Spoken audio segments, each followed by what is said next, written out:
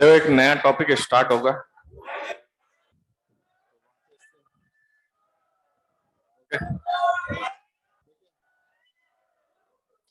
अब देखिए, अभी तक आप लोग जैसे फिजिक्स पढ़ रहे हो। फिजिक्स में बहुत सारे ब्रांचेस हैं, जिसमें से आप लोग मैकेनिक्स पढ़ रहे थे, है ना। मैकेनिक्स पढ़ रहे थे जिसमें रोटेशन तक और जो भी पार्ट होता है। उसी तरह से फिजिक्स को कई पार्ट्स में डिवाइड किया गया है। इलेक्ट्रोमैग्नेटिज्म भी आता है, ऑप्टिक्स आता है, और modern physics and thermodynamics waves का पार्ट होता है। तो अभी हम लोग जो बात करेंगे वो हमारा थर्मोडायनेमिक्स का पार्ट है। किसका पार्ट है? अगर हम अपने शीट के अकॉर्डिंग बात करें तो अभी हम लोग हीट वन स्टार्ट कर रहे हैं। अपनी जो शीट है वो heat one and heat two के नाम से है। अगर हीट वन में बात करें हम, उसमें क्या कहते हैं, आपके पास कैलोरीमेट्री एंड हीट ट्रांसफर है। और हीट टू में अगर हम बात करें तो केटीजी एंड थर्मोडायनेमिक्स। वैसे थर्मोडायनेमिक्स में एक पार्ट और होता है, दैट इज थर्मल एक्सपेंशन। क्या होता है? Thermal expansion. वो हमारी इलास्टिसिटी में, इलास्टिसिटी वाली शीट में कवर्ड है। ठीक है, तो अभी हम लोग हीट वन स्टार्ट करेंगे। अभी लिखना नहीं है, चीजें समझनी है आपको। ठीक है, तो देखिए, जैसा कि आप लोग हीट एंड टेम्परेचर, इन दोनों नामों से बचपन से वाकिफ हो। यस और नो? कि भाई टेम्परेचर होता है, कुछ हीट होता है। अब ये टेक्निकल वे में क्या चीजें हैं, इनको कैसे समझते हैं, अब आप समझोगे इन चीजों के बारे में। ठीक है, वैसे आप लोग बहुत कुछ जानते हो कि भाई टेम्परेचर जो है, आपको पता है वाटर कब फ्रीज करता है? 0 डिग्री सेंटीग्रेड पे। बॉईल कब करता है? 100 डिग्री सेल्सियस पे। ठीक है, तो हम लोग इस चैप्टर को जो स्टार्ट करेंगे, वैसे बेसिकली कैलोरीमेट्री से हम पॉइंट पे डिस्कशन शुरू करेंगे। बट फिलहाल जो वर्ड आ रहा है आपके पास, हीट एंड टेम्परेचर, इनको हम बात करते हैं पहले। ठीक है, तो सबसे पहला जो हम लोग बात करेंगे दैट इज टेम्परेचर।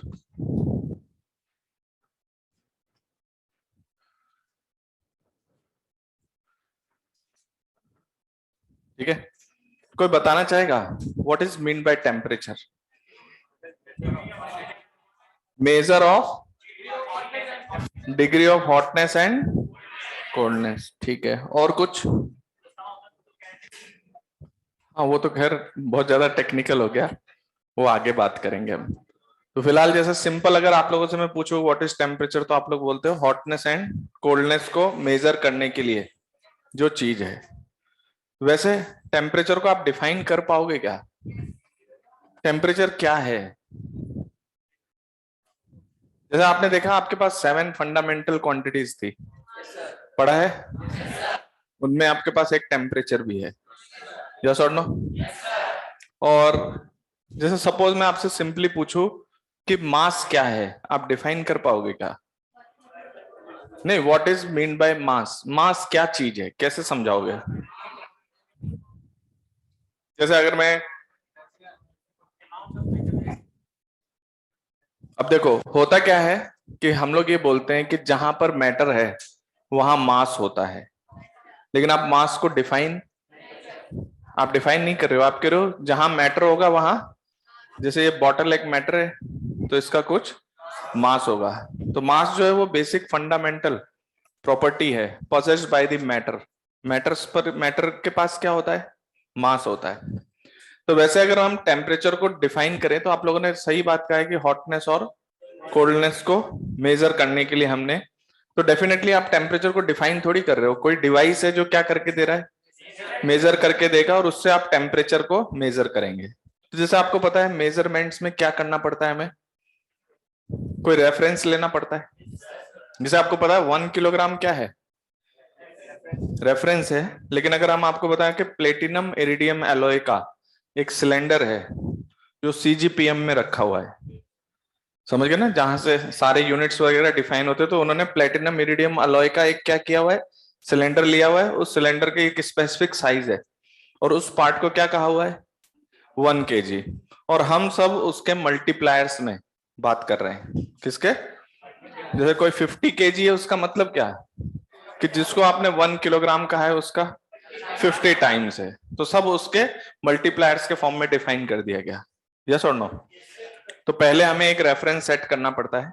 तो अब मैं सबसे पहले आपसे बात करता हूं कि जो टेम्परेचर है कहां पर होता है। जैसे डेफिनेटली टेम्परेचर जो है वो हॉटनेस कोल्डनेस आप कह रहे हो मेजर करके देगा, तो मेजर तो हम कर लेंगे, टेम्परेचर की यूनिट वगैरह सब हम बात कर लेंगे, लेकिन बेसिकली टेम्परेचर होता कहां पर है। तो देखिए, टेम्परेचर पहली बात तो एक एवरेज इफेक्ट है। क्या है? और टेम्परेचर कौन शो करता है? ऐसा सिस्टम जहां पर रैंडमनेस एग्जिस्ट करता है वहां पर टेम्परेचर होता है।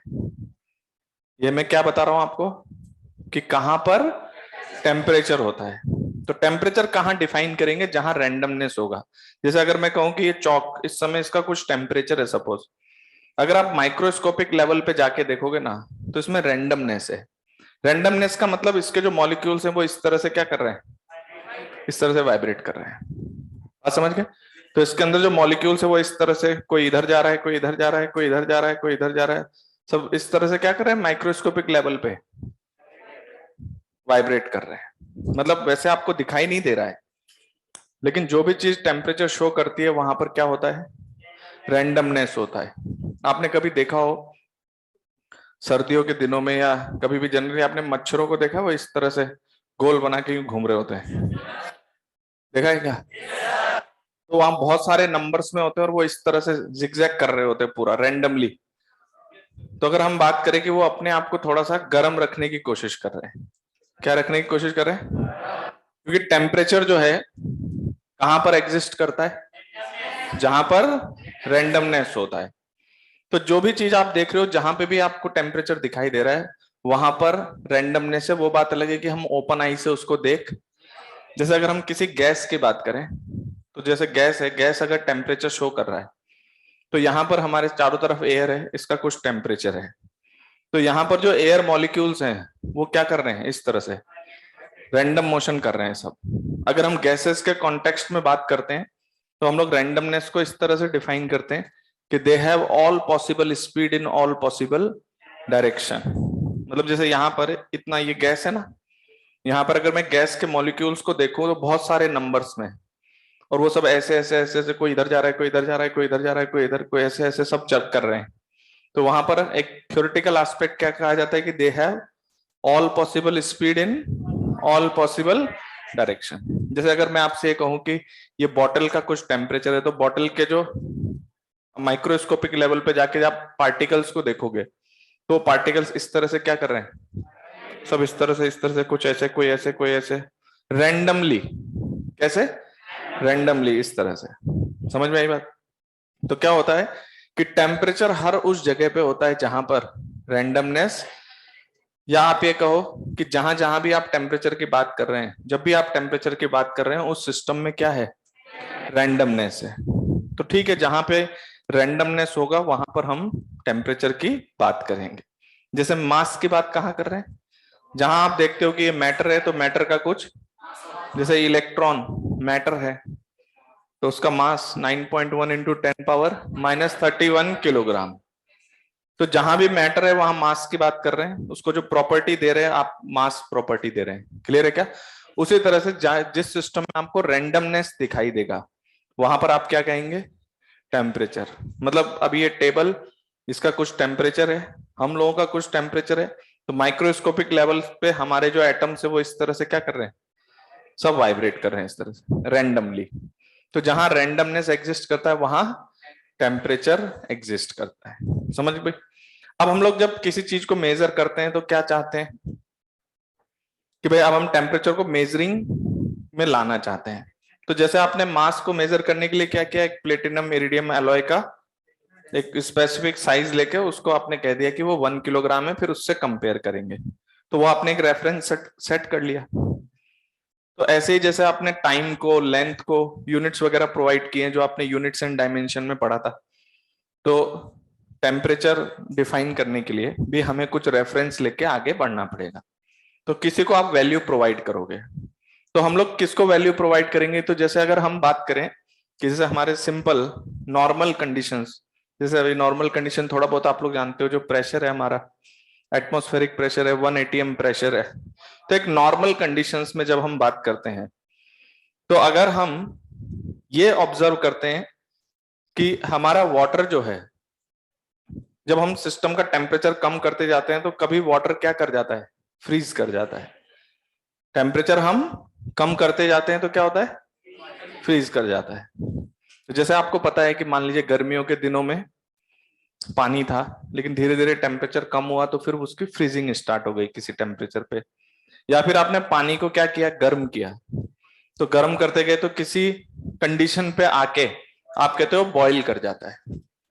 तो पहले हम ये चेक करके देखते हैं कि इस नॉर्मल कंडीशन में हर बार एक पर्टिकुलर कंडीशन पे आप देखते हो कि एक पर्टिकुलर कंडीशन मतलब पर्टिकुलर टेम्परेचर अचीव करने के बाद क्या होता है, वाटर बहुत टेम्परेचर कम करते जाओगे तो एक टेम्परेचर पे जाके क्या करेगा, फ्रीज करेगा, और वाटर का टेम्परेचर बढ़ाते जाओगे तो वो बॉईल हो जाएगा।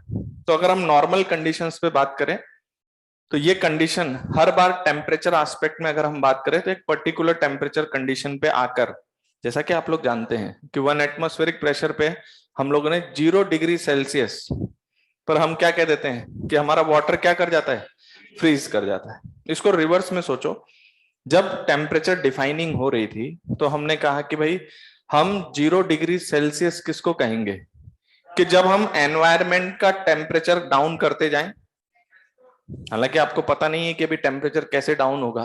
जैसे आपको पता है कि भाई गर्मी और सर्दियों के हिसाब से टेम्परेचर बढ़ रहा है और कम हो रहा है, तो आपने कहा कि भाई टेम्परेचर कम होते जा रहा है, तो आपको पता है कि 0 डिग्री सेंटीग्रेड पे, किस पे, 0 डिग्री सेंटीग्रेड पे, तो जैसे ही हमारा वाटर फ्रीज करता है हमने डिग्री सेल्सियस स्केल पे कहा कि हम इसको 0 डिग्री सेल्सियस कहेंगे। क्या कहेंगे, है ना। जो डिग्री सेंटीग्रेड है वो पहले बोलते थे, अब जनरल लैंग्वेज में क्या बोला जाता है, डिग्री सेल्सियस। ठीक है। तो हमने जब हमारा वाटर जब हमारा वाटर फ्रीज करेगा, आपने एनवायरमेंटल कंडीशंस को ठंडा करना शुरू कर दिया और आपको पता चला कि इस कंडीशन पे आपका वाटर क्या हो रहा है। अब पहले तो वाटर का टेम्परेचर कम हो रहा था, कम हो रहा था, कम हो रहा था, फिर आपको पता चला, वो आप फीलिंग से देख रहे हो कि भाई वो आप ऐसा कह रहे हो कि उसकी हॉटनेस कम होती जा रही है। फिर एक टाइम पे आपने क्या देखा कि वाटर क्या कर रहा है, फ्रीज। तो हमने कहा कि भाई हम हमेशा नॉर्मल कंडीशन पे एक पर्टिकुलर सिचुएशन आते ही आपका वाटर क्या करने लग जाता है, फ्रीज करने लग जाता है। तो उसका जो फ्रीजिंग जिस टेम्परेचर पे होता है उसको हमने डिग्री सेल्सियस स्केल पर, किस पर, डिग्री सेल्सियस स्केल पे क्या बोल दिया। तो जो आप डिग्री सेल्सियस समझते हैं ना, उसमें उसकी डिफाइनिंग कैसे हुई है कि 0 डिग्री सेल्सियस पे हम क्या बोलते हैं, हमारा वाटर फ्रीज कर जाता है और आइस फॉर्मेशन शुरू होता है। समझ में आई बात। इसी तरह से हमने क्या किया कि जब हम टेम्परेचर को बढ़ाते गए, एनवायरमेंटल कंडीशन चेंज करते गए, आपको दिख रहा है कि चीजें गर्म हो रही हैं, हॉटनेस बढ़ता जा रहा है। फिर आपको पता चला कि एक पर्टिकुलर कंडीशन पे आने के बाद अब वाटर यहां से बॉईल कर रहा है, वाटर की बॉइलिंग शुरू हो गई, अब वो अपना फेज चेंज कर रहा है। तो वो कंडीशन पर जिस कंडीशन पर क्या कर रहा है, वो बॉइलिंग शुरू कर रहा है, उसको डिग्री सेल्सियस स्केल पे हमने कहा दैट इज 100 डिग्री सेल्सियस। समझ में आई बात। तो हमने दो स्पेशल पॉइंट्स जो एनवायरमेंटल कंडीशन के हिसाब से चेंज नहीं होते हैं, किस टाइम पर वो क्या होगा, फ्रीज होगा, और किस कंडीशन पर वो बॉईल होगा। तो डिग्री सेल्सियस स्केल में क्या कहा गया कि हम उसको 0 डिग्री सेल्सियस किसको बोल रहे हैं, जब हमारा वाटर फ्रीज कर जाएगा। आप एनवायरमेंट को ठंडा कर रहे हैं, आपको पता चल गया कि अब आपका वाटर फ्रीज करेगा, उस जगह का नाम क्या रखा गया, 0 डिग्री सेल्सियस। और अगर हम बात करें कि कब वाटर, जब आप एनवायरमेंट को गर्म कर रहे हैं, तो आपको पता चला कि इस कंडीशन पे आने के बाद आपका वाटर क्या कर जा रहा है, बॉईल हो रहा है, इसको हमने क्या कह दिया, 100 डिग्री सेल्सियस। तो ये आपने दो पॉइंट्स बना लिए कि भाई आप इसको 0 डिग्री बोलेंगे और उसको, तो मैं आपको बता दूं जो हमारा डिग्री सेल्सियस स्केल है उस पे हम बोलते हैं 0 डिग्री सेल्सियस पे हमारा वाटर नॉर्मल कंडीशन में क्या होता है, वाटर फ्रीज करेगा। ठीक है। और 100 डिग्री सेल्सियस पे वाटर आपका बॉईल करेगा। अभी हम एक पर्टिकुलर स्केल पर बात कर रहे हैं, कौन सा स्केल है हमारा, सेल्सियस स्केल। ठीक है। और इसका जो भी टेम्परेचर हम लिखेंगे उसको हम लोग डिग्री सेल्सियस बोलते हैं, ठीक है। तो 0 डिग्री पे आपका वाटर फ्रीज कर गया, 100 डिग्री पे बॉईल कर गया। अब टेम्परेचर को मेजर कैसे किया जाए, अलग अलग टेम्परेचर को कैसे वैल्यू दी गई। जैसे आपको पता है कि अभी सपोज ये रूम टेम्परेचर 25 डिग्री सेंटीग्रेड है या 25 डिग्री सेल्सियस है, तो इसको कैसे 25 वैल्यू दी गई है। पहले हमने किसको डिसाइड किया है, 0 डिग्री पर फ्रीजिंग ऑफ वाटर, 100 डिग्री पर बॉइलिंग ऑफ वाटर। इसके बाद अब हम क्या करेंगे, जब हम टेम्परेचर मेजर करने की बात करेंगे तो हमें कुछ ऐसे सब्सटेंसेस की जरूरत पड़ेगी जो टेम्परेचर के साथ इफेक्ट शो करते हो। जैसे बहुत तरीके की चीजें हो सकती है। जैसे अगर हम बात करें कि जनरली अगर हम किसी चीज का टेम्परेचर बढ़ाते हैं, जिस चीज को आप टेम्परेचर कह रहे हो उसको आप बढ़ा रहे हो, अभी आपके लिए सिंपल लैंग्वेज में ये चीज है कि आप हॉटनेस बढ़ा रहे हैं सपोज, समझ गए। तो आपने क्या कहा कि टेम्परेचर बढ़ रहा है, तो टेम्परेचर बढ़ने के साथ कुछ ऐसे मटेरियल होते हैं जो एक्सपेंशन शो करते हैं। क्या शो करते हैं, जैसे अगर हम एक मेटल रॉड की बात करें तो जैसे वो किसी पर्टिकुलर टेम्परेचर पे उसकी लेंथ कुछ है, लेकिन जब आप उसका टेम्परेचर बढ़ाते हो तो उसकी नेचुरल लेंथ बढ़ जाती है। क्या हो जाती है, तो जैसे जैसे टेम्परेचर बढ़ा रहे हैं वो एक्सपेंड करता जा रहा है, जैसे जैसे टेम्परेचर कम करते हैं वो कॉन्ट्रैक्ट होता जाता है। ऐसे ही, हालांकि अभी आपको वो बात मेरी समझ में नहीं आएगी, लेकिन जैसे थोड़ा बहुत आप लोग 9th-10th में रेजिस्टेंस की बात करते हो, किसी मेटल के रेजिस्टेंस, अभी आप रेजिस्टेंस नहीं जानते, 12th में करंट इलेक्ट्रिसिटी में हम आपको सिखाएंगे, जैसे अभी टेम्परेचर सिखा रहे हैं, ठीक है। अभी तक आप जो कुछ भी जानते हैं वो सब पुरानी नॉलेज है, वो हैबिचुअल है, जो आपने सुना है वो पता है आपको, पर अब हम टेक्निकली उन चीजों को डिफाइन कर रहे हैं, ठीक है। तो जैसे किसी मेटेलिक वायर का जो रेजिस्टेंस होता है वो भी टेम्परेचर के साथ चेंज होता है। टेम्परेचर बढ़ाने पर उसका रेजिस्टेंस बढ़ जाता है, ठीक है। तो डायरेक्टली प्रोपोर्शनल मत बोलो, क्योंकि उसका इक्वेशन बताऊंगा, R = R0 + α वो आगे बात करेंगे। उन सब चीजों के बारे में नहीं सोचना है, अभी आपको सिंपल सोचना है कि जैसे कुछ चीजें हैं जो टेम्परेचर के साथ इफेक्ट शो कर रही है। जैसे अगर हम किसी वायर के रेजिस्टेंस की बात करें तो वो टेम्परेचर के साथ, टेम्परेचर बढ़ाने पे उसका रेजिस्टेंस बढ़ रहा है, ये बात आप जानते हो। तो अब हम लोग क्या करने वाले हैं, टेम्परेचर डिफाइन करने के लिए हम ये देखेंगे कि कोई ऐसा सब्सटेंस मिले जो टेम्परेचर के साथ कुछ इफेक्ट शो करता हो। समझ में आई बात। जैसे जैसे आपने टेम्परेचर बढ़ाया, जैसे मैंने आपसे कहा कि एक रॉड है, उसकी लेंथ क्या हो गई, एक रॉड जो है वो एक्सपेंड कर गया। तो ऐसे ही अगर हम मरकरी की बात करें, तो अगर हम मरकरी को टेम्परेचर राइज करते हैं, क्या करते हैं, टेम्परेचर हम राइज करते हैं, तो क्या होता है, हमें ये पता चलता है टेम्परेचर राइज और लो को कम को आप कैसे समझ रहे हैं कि आपके सिस्टम का हॉटनेस बढ़ रहा है या कम हो रहा है, बस इससे समझ रहे। फिर अब हम उसको वैल्यू देंगे। तो हम ये देख रहे हैं कि जब आप मरकरी को क्या कहते हैं, उसका टेम्परेचर राइज करते हो, किसी तरह से आप उसका टेम्परेचर राइज करेंगे। जैसे मान लीजिए वहां पर आपने, अभी आप सिंपल वे में समझ सकते हो कि मान लीजिए आप उसको गर्म कर रहे हो, तो गर्म करना तो जानते हो ना सिंपल वे में, चलो स्टोव पे रख देते हैं, वो गर्म हो रहा है। तो जब वो गर्म होगा तो क्या होगा, मरकरी एक्सपेंड करेगा। क्या करेगा, एक्सपेंड करेगा। तो हमने क्या किया, उस मरकरी का एक पहले तो बना लिया बल्ब, मतलब एक बल्ब में मरकरी को फिल कर दिया, मतलब इस बल्ब में, ठीक है। और इधर हमने क्या किया, एक कैपिलरी जैसा बहुत पतला, बहुत पतला क्या है, ये ट्यूब है, सिंपल समझो, एक आपके पास बल्ब है, उसमें आपने मरकरी फिल कर लिया और इस पर एक ट्यूब लगा हुआ है यूनिफॉर्म क्रॉस सेक्शन का। किसका, यूनिफॉर्म क्रॉस सेक्शन का। अब आपने क्या किया, आपको ये बात पता है यूनिवर्स में भाई कि कहीं पे टेम्परेचर ज्यादा है कहीं कम है। तो आपने क्या किया, इस बल्ब में जो मरकरी भरा हुआ है इसको मान लीजिए किसी ऐसे ऑब्जेक्ट के साथ रखा कि जैसे उसका कुछ टेम्परेचर है, तो क्या होगा, इसमें मरकरी जो है एक्सपेंशन की वजह से ऊपर राइज करने लग जाएगा। ये मटेरियल की प्रॉपर्टी है कि जब आप इस मरकरी को क्या कर रहे हैं, गर्म कर रहे हैं, तो क्या हो रहा है, इसका एक्सपेंशन हो रहा है। तो इसका एक्सपेंशन होने का मतलब इसका वॉल्यूम इस बल्ब में नहीं हट रहा है, तो ये वॉल्यूम कहां चढ़ना शुरू करेगा, ऊपर। तो ये मरकरी यहाँ, जिसको आप लोग बोलते हो पारा चढ़ रहा है, बोलते हो ना, पारा चढ़ रहा है का क्या मतलब है, गुस्सा आ रहा है ऐसा, तो देखो एक मिनट, तो पारा चढ़ रहा है मतलब जो मरकरी है यहाँ पर राइज करेगा। तो जैसे आप इस सिस्टम का टेम्परेचर बढ़ाओगे तो आपको दिखेगा कि यहाँ पर जो इस बल्ब से ऊपर आपका मरकरी राइज कर रहा है।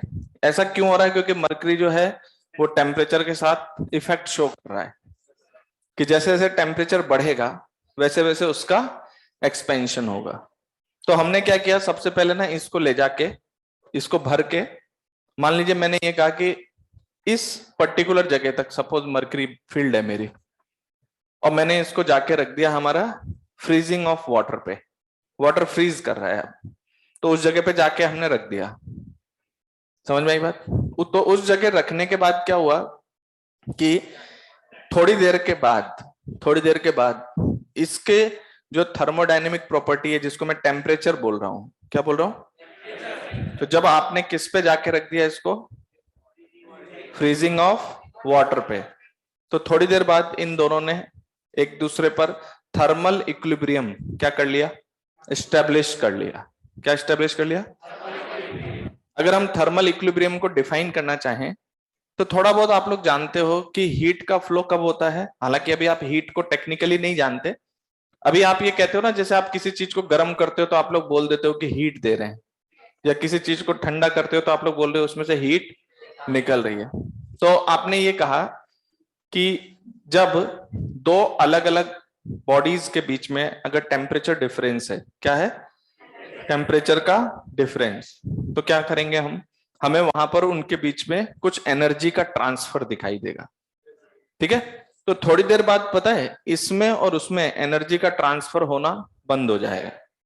फिर क्या करेगा कि इसका और उसमें जब एनर्जी का ट्रांसफर होना बंद हो जाएगा तो हम इस चीज को बोलेंगे थर्मल इक्विलिब्रियम, क्योंकि हम जानते हैं कि जब टेम्परेचर में कुछ डिफरेंस होता है तो एनर्जी का ट्रांसफर हो रहा होता है। फिर उस ट्रांसफर के करस्पॉन्डिंग हमने देखा कि इसका जो टेम्परेचर है ये थर्मल इक्विलिब्रियम अचीव कर चुका है किसके साथ, फ्रीजिंग ऑफ वाटर के साथ। समझ में आई बात? तो थर्मल इक्विलिब्रियम हो गया, यानी दोनों का टेम्परेचर सेम है। एक्चुअल में मैं आपको बताऊं तो जब थर्मल इक्विलिब्रियम अचीव होता है उसी को हम क्या बोलते हैं कि इनका टेम्परेचर सेम है। समझ गए? तो जैसे पहले इसका कुछ और टेम्परेचर था, इसको ले जाके आपने फ्रीजिंग, वाटर फ्रीज हो रहा है वहां आपने रखा, तो उन दोनों के बीच में थर्मल इक्विलिब्रियम एस्टेब्लिश हो गया सिंपल वे में। अभी इनमें कोई एनर्जी का ट्रांसफर नहीं हो रहा है। आपको पता है कि टेम्परेचर डिफरेंस की वजह से एनर्जी का जो ट्रांसफर है उसको हम लोग हीट बोलते हैं। क्या बोलते हैं? अभी मैं इसको टेक्निकली और अच्छे से डिफाइन करूंगा, बट फिलहाल इसमें थर्मल इक्विलिब्रियम आ गया और आपको पता चला कि यहां तक आपका मरकरी राइज किया। ठीक है? तो इस पर्टिकुलर टेम्परेचर के करस्पॉन्डिंग जितना इसको वॉल्यूम शो करना चाहिए था उसके करस्पॉन्डिंग आपको पता चल गया कि भाई यहां तक आपका मरकरी है, या यहां कहीं भी हो सकता है वो अकॉर्डिंगली जैसे आपने डिफाइन किया हुआ है। मान लीजिए यहां कहीं पे आ रहा है, आपने उस सिस्टम को डिस्कस कर लिया है, मान लीजिए यहां पर है वो कंडीशन, जब क्या मिला आपको, थर्मल इक्विलिब्रियम इस पारे का किसके साथ, फ्रीजिंग ऑफ वाटर के साथ। तो आप डिग्री सेल्सियस स्केल पे आप क्या कह रहे हो कि ये आपका क्या है, 0 डिग्री सेल्सियस। ठीक है? तो इसको आपने न्यूमेरिक डेटा दे दिया 0 डिग्री सेल्सियस। फिर आपने क्या किया, इसी थर्मामीटर को कहां ले गए आप ले गए कि वाटर जब बॉईल होता है तो आपने इसको उस बॉइलिंग वाटर के कांटेक्ट में लाए, फिर आपने वेट किया कि इनके बीच में क्या आ जाए, थर्मल इक्विलिब्रियम, जब इनमें आपस में एनर्जी का ट्रांसफर बंद हो जाए। तो क्या हुआ, इसमें कुछ पूछना है आपको? तो जब यहाँ पे मरकरी और राइज कर रहा है तो राइज करते करते करते करते मुझे पता चला यहां आ गया। आपने एक मटेरियल यूज किया है जो टेम्परेचर के साथ क्या शो कर रहा है, जैसे जैसे टेम्परेचर बढ़ा रहे हैं वैसे वैसे वो एक्सपेंड कर रहा है। तो हमने यहां से एक मार्क लगा लिया कि यहां तक जब ये ऊपर उठता है तो ये आपका 100 डिग्री सेल्सियस हो गया और ये 0 डिग्री सेल्सियस। ओके? तो अब हमारे पास क्या सिचुएशन है कि आपको 2 पॉइंट आपने मार्किंग पे लगा लिया है। थर्मामीटर बना रहे हो आप, आपने इसमें मरकरी डाल के आपने इसका एक्सपेंशन कराया, तो आपको पता है 0 डिग्री पे यहां तक था लेकिन 100 डिग्री सेंटीग्रेड पे वहां तक पहुंच गया। क्लियर है? तो अब आपको ये बात पता है कि 0 डिग्री पे ये यहां तक मरकरी पहुंचता है और 100 डिग्री पे यहां तक। अच्छा, अगर हम यही 2 मार्क लगा दें, सिर्फ यही 2 मार्क लगाएं, तो एक बात बताइए, अगर आप किसी चीज पे जाके रखोगे और सपोज आपको पता चला कि थर्मल इक्विलिब्रियम आने के बाद मरकरी यहीं तक उठा हुआ है, तो आप क्या कहेंगे? क्या आप कहेंगे कि इसका टेम्परेचर उतना ही है जितना फ्रीजिंग ऑफ वाटर का है? ये किस बिहाफ पे बोल रहे हैं? कि ये जो मरकरी है 0 डिग्री वाले सिचुएशन पे यहां तक चढ़ता था, तो आप अगर किसी पे जाके रखोगे और अगर आपको ये सिर्फ 0 डिग्री तक राइज कर रहा है, तो आप कहोगे कि ये किसका टेम्परेचर है? इस चीज का टेम्परेचर उतना ही है जितना फ्रीजिंग ऑफ, तो उसको 0 बोला है तो इसको भी 0 बोल देते हैं। समझ में आई बात? इसके बाद क्या होगा, सपोज आपने किसी ऐसे बॉडी पे जाके रखा जिसपे आपका मरकरी यहां तक राइज कर गया एग्जैक्ट 100 तक। इसका क्या मतलब हुआ? इसका मतलब आप कह रहे हो कि इधर देखना, ये जो आपका थर्मामीटर था वो बॉइलिंग वाटर के साथ जब थर्मल इक्विलिब्रियम शो कर रहा था, तब इसका टेम्परेचर कितना था? 100। आपने उसको मार्क किया था। एक्चुअल में मार्किंग आपने किसकी की है? जहां तक आपका थर्मामीटर ऊपर चढ़ा था। अगर किसी दूसरी बॉडी पे रखने पे भी उतना ही राइज करे, तो आप कहोगे कि इस चीज का टेम्परेचर उतना ही है जितना बॉइलिंग ऑफ वाटर पे था। तो 2 चीजों से आप डायरेक्ट उनको मेजरिंग स्टार्ट कर दिया आपने। अब क्या हुआ कि यहां पर जब हम इस स्केल को डिजाइन करेंगे, तो आपको पता है कि जैसे जैसे आप अलग अलग टेम्परेचर्स पे रखते जाओगे, तो उसके करस्पॉन्डिंग मरकरी क्या होता जाएगा? एक्सपेंड करता जाएगा। एक्सपेंड करते कभी यहां तक उठेगा, कभी यहां तक उठेगा, कभी यहां तक उठेगा, कभी यहां तक उठेगा। ठीक है? तो मरकरी अलग अलग हाइट राइज करेगा अलग अलग टेम्परेचर पे। तो आपने जाके जब भी 0 पे रखा तो 0 तक राइज कर रहा है, बॉइलिंग वाटर पे रखा तो 100 तक राइज कर रहा है। तो अगर सपोज अभी हम 0 और 100 का मेजरमेंट करना चाहें, तो जिस सब्सटेंस के साथ रखने पर थर्मल इक्विलिब्रियम अचीव होने पे ये इतना राइज करे उसके टेम्परेचर 0 बोल देंगे, और जिसमें यहां तक राइज करेगा उसको 100 बोल देंगे। ठीक है?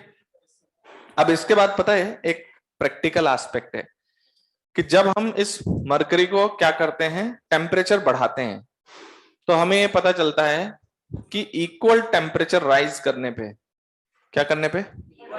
इक्वल टेम्परेचर राइज करने पे इक्वल क्या होता है? इसका हाइट भी इक्वल राइज होता है। तो जैसे ये स्केल है वो हमारे लीनियर वेरिएशन के करस्पॉन्डिंग है। कैसा? जैसे मैं आपको बताता हूं, ये 0 डिग्री सेल्सियस है और ये 100 डिग्री सेल्सियस है। तो क्या होगा, जैसे हमने देखा कि हमने इसका टेम्परेचर 1 डिग्री सेल्सियस बोलना चाहते हैं, तो ये थोड़ा एक्सपेंड होके 1 तक पहुंच जाएगा, फिर 1 से 2 तक, फिर 2 से 3 तक, 4 5 6 7 8 9। तो हमने ये देखा कि इक्वल टेम्परेचर राइज करने के करस्पॉन्डिंग जो हाइट गेन बाय मरकरी है वो भी क्या है? बराबर है। तो यहां पर जो वेरिएशन ऑफ हाइट है वो लीनियरली डिवाइडेड है, या मतलब लीनियर डिपेंडेंसी है उसकी टेम्परेचर पे। किस पे? टेम्परेचर पे। ये सब चीज देखने का तरीका है कि भाई जैसे आपने मरकरी को थोड़ा सा हीट किया, मतलब उसको आपने कुछ एनर्जी दी, उससे उसका टेम्परेचर कुछ बढ़ा, तो आपने देखा कि बराबर बराबर हाइट गेन कर रहा है जब सेम अमाउंट ऑफ हम चेंजेस कर रहे हैं। या आप इसको कह सकते हो कि इक्वल अमाउंट राइज के corresponding equal change in temperature है। बात समझ गए? वो उस मटेरियल की प्रॉपर्टी से पता चलेगा जब आप उसको एक्सपेंड करेंगे। क्लियर है मेरी बात? तो अब हम यहां पर मेजर करने के लिए हमने यहां पर क्या किया? 100 इक्वल डिविजन्स बना दिए। सपोज कितने? तो मान लीजिए हमने यहाँ 100 डिविजन्स बना दिए, तो ये एक डिवीजन उठेगा तो आप क्या बोलेंगे? 1 डिग्री सेंटीग्रेड। फिर और गर्म करोगे 2 डिवीजन तक उठेगा तो ये हमारा लीनियर वेरिएशन के करस्पॉन्डिंग है। किसके? कि जैसे जैसे आप इसको एक्सपेंड कर रहे हैं ये लीनियरली क्या हो रहा है? एक्सपेंड हो रहा है। तो इसमें जो हाइट है वो इक्वल चेंज इन टेम्परेचर के करस्पॉन्डिंग इक्वल क्या होता है? इक्वल हाइट राइज करता है। तो उसके करस्पॉन्डिंग आपने यहां मार्किंग लगा दिया 1 डिग्री सेंटीग्रेड, 2 3 4।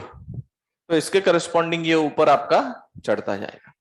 तो अब आपके पास एक ऐसा डिवाइस बन गया है जिसमें आपने क्या कहा कि 0 से लेके 100 तक इक्वल टेम्परेचर राइज होने पे इक्वल हाइट गेन कर रहा है, और उसके करस्पॉन्डिंग आपने अलग अलग मार्किंग कर दिया है। क्लियर है? अब मुझे बताइए, अगर मैं इस चीज को किसी ऐसे मटेरियल के साथ जाके रखूं जिसमें वो यहां से 50 डिविजन्स ऊपर उठ जाए, तो उसका टेम्परेचर कितना असाइन करेंगे हम कहेंगे उसका टेम्परेचर है 50 डिग्री सेल्सियस। अगर मान लो 75 डिवीजन उठ जाए तो 75। क्लियर है? तो यहां पर अब आप कह सकते हो कि सपोज ये यहां से लेके यहां तक टोटल कितना चेंज इन टेम्परेचर है? 100। 100 माइनस 0 100। तो सपोज ये L लेंथ है, कितना है? तो L लेंथ पे कितना है? तो यूनिट लेंथ पर कितना हो जाएगा? 100 बाय L। तो यूनिट लेंथ पर कितना राइज करेगा? That is 100 by L, temperature rise करता जाएगा। बात समझ में आया कि नहीं? तो हमने एक मेजरिंग इंस्ट्रूमेंट बनाया है जिसमें हमने क्या किया, डिग्री सेल्सियस स्केल क्या कहता है, उन्होंने जो असाइन किया है टेम्परेचर, वो फ्रीजिंग ऑफ वाटर को क्या दिया है? 0 डिग्री सेल्सियस। और 100 डिग्री सेल्सियस किसको दिया है? बॉइलिंग ऑफ वाटर पे।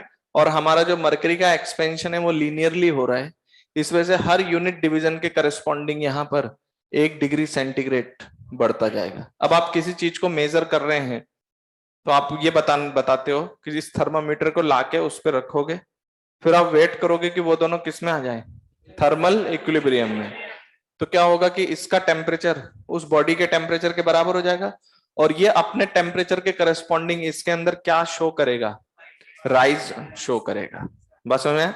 और उस राइज के करस्पॉन्डिंग अगर मान लीजिए वो 30 डिविजन्स उठ रहा है, तो आपने मान लीजिए यहां से 100 डिविजन्स बना दिए। कितने? 100 डिविजन्स बना दिए। तो अगर वो 30 डिवीजन उठ रहा है, तो आपको पता है 0 से 30 डिवीजन ऊपर उठने के लिए ये 30 डिग्री सेल्सियस। उससे पहले एक्सपेरिमेंटली देखा गया है कि जब हम इसको टेम्परेचर चेंज करें तो इक्वल टेम्परेचर चेंजेस के करस्पॉन्डिंग इसका जो हाइट भी जो राइज होता है वो इक्वल, हर बार जो डेल्टा L राइज हो रहा है वो इक्वली राइज हो रहा है। तो पहले हमने इक्वल डिविजन्स बना लिए सपोज, फिर हमने एक्सपेरिमेंट करके भी देखा है कि जैसे जैसे हम इसका टेम्परेचर राइज करते हैं तो वो इक्वल टेम्परेचर चेंज के करस्पॉन्डिंग हाइट भी इक्वल राइज कर रहा होता है। समझ गए? और उसके करस्पॉन्डिंग आपके पास एक स्केल प्रिपेयर हो गया। बात समझे? अब आप समझ गए किसी का अगर आप टेम्परेचर 30 डिग्री सेंटीग्रेड बोल रहे हो, उसका मतलब क्या है कि जहां आपने 0 की मार्किंग लगा रखी है और जहां 100, तो 0 से कितना डिविजन्स ऊपर उठेगा? 30 डिविजन्स ऊपर उठेगा। बात समझ गए? तो यहाँ पर बहुत सिंपल वे में आप यहाँ पर रीडिंग्स बना रहे हैं, यस और नो? तो आप यहाँ पर किसी पर्टिकुलर हाइट के करस्पॉन्डिंग आप बता सकते हो कि उसमें कितना टेम्परेचर राइज हुआ है, क्योंकि आपको पता है यहां से यहां तक L लेंथ के करस्पॉन्डिंग कितना राइज है? 100 डिग्री सेल्सियस का राइज है L लेंथ के करस्पॉन्डिंग। तो यूनिट लेंथ के करस्पॉन्डिंग आ जाएगा, तो किसी डेल्टा L लेंथ के करस्पॉन्डिंग कितना टेम्परेचर राइज होगा? आप डेल्टा L के करस्पॉन्डिंग भी सोच सकते हो, या अगर मैं बोल दूं कि यहाँ पे मैंने मान लीजिए 200 डिवीजन कर दिया, ऐसे फॉर एग्जांपल 200 डिवीजन कर दिए, तो 200 डिवीजन पे कितना उठ गया? 100। तो आपको पता है एक डिवीजन पे 0.5 उठेगा, 2 डिवीजन पे। तो डिवीजन बनाना आपके हाथ में है, किस तरह से आप इसको डिवाइड करें। जनरली क्या होता है, जो डिग्री सेल्सियस में हम लोग 100 डिविजन्स बनाते हैं, लेकिन अगर आपको और प्रिसाइज मेजरमेंट चाहिए तो आप क्या कर सकते हैं, नंबर ऑफ डिविजन्स को उस तरह से चेंज भी कर सकते हैं, वो प्रोवाइडेड कि वहां पर जो हाइट राइज हो रही है उसके करस्पॉन्डिंग मेजरमेंट आप ले सकें। अब जैसे आपको पता है कि 1 mm की गैपिंग पे बना है कि 3 mm की गैपिंग पे बना है, वो हाइट के करस्पॉन्डिंग। तो अगर हम विजिबल बहुत अच्छे से देख पाएंगे तो उसके अकॉर्डिंग डिविजन्स हम अपने हिसाब से डिसाइड कर सकते हैं। अभी मान लीजिए मैंने इस पे कितने डिविजन्स बना दिए हैं? 100 डिविजन्स। तो पर डिवीजन कितना डिग्री सेंटीग्रेड? 1 डिग्री सेंटीग्रेड पर डिवीजन ये मेजर करके देगा। समझ में आई बात? तो टेम्परेचर हर उस जगह पे होता है जहां पर रेंडमनेस होता है। फिर अब हमने टेम्परेचर को क्या किया है? मेजर किया है। तो देखिए, जो आप टेम्परेचर जब मेजर कर रहे हैं ना, तो इसमें एक लॉ है जो मैंने आपको पहले ही बोल दिया। लॉ होता है ना, जो यूनिवर्स में जो चीजें फिक्स होती है उसके करस्पॉन्डिंग लॉज होते हैं। तो इसमें एक 0th लॉ ऑफ थर्मोडायनेमिक्स होता है। कौन सा लॉ? आगे जाके हम आपको फर्स्ट लॉ ऑफ थर्मोडायनेमिक्स पढ़ाएंगे। तो एक्चुअली फर्स्ट सेकंड लॉ के पहले ये वाला, एक्चुअली सुनो, पहले फर्स्ट सेकंड लॉ जैसे डिफाइन हो गया था, क्या है वो बाद में बात करेंगे।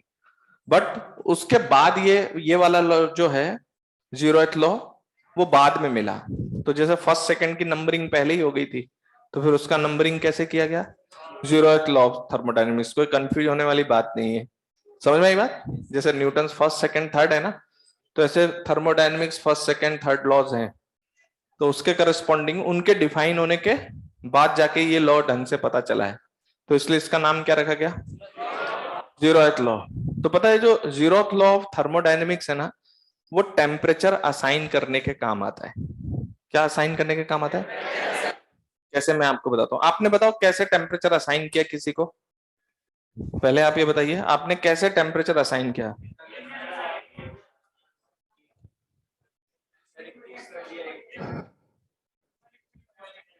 एक मिनट, हम लोग जो किसी चीज को टेम्परेचर असाइन कर रहे थे तो कैसे करते? वैसे एक स्टूडेंट ने डाउट पूछा, मैं पहले बता दूं।